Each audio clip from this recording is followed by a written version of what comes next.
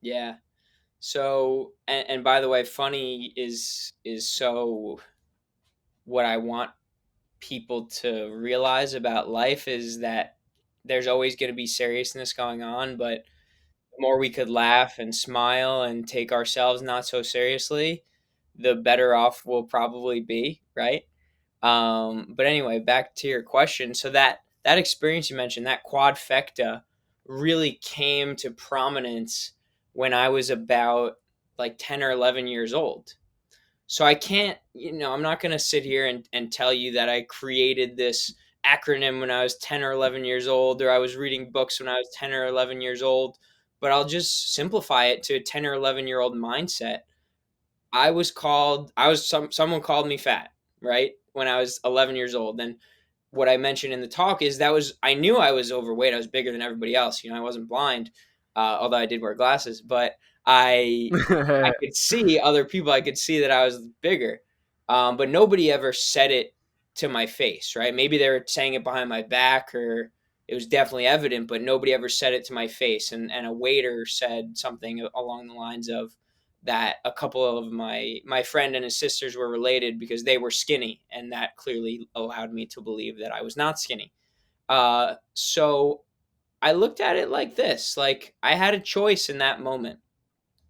I had a choice to let that thought overpower me, consume me, have that be my identity, or I could make a change. I could, not worry about the fact that I was overweight, but do little things in order to not be like that if I didn't want to be, right? If I wanted to stay like that, that was Mm, fine. But I wanted to make a change, so I started to make little changes.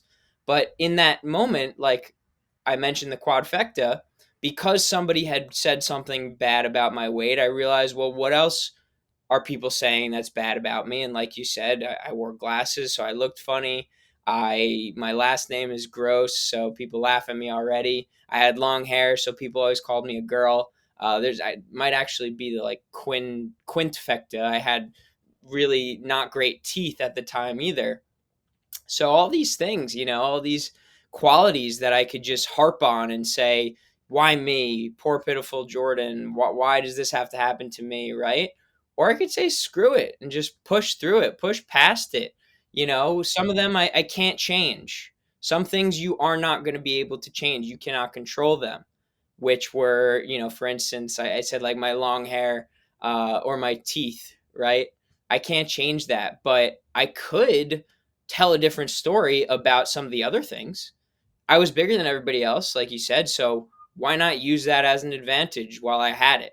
So I was a great athlete. I was a good soccer goalie, good basketball player, good football player, good baseball player. I was stronger than everyone. So instead of looking at it like just being fat, there were some benefits to it, right?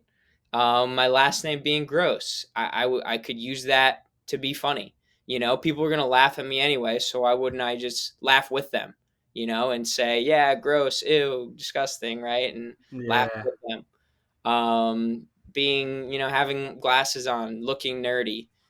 I was gonna get called nerdy anyway, so why not put my head in the books and actually, yeah, be like that.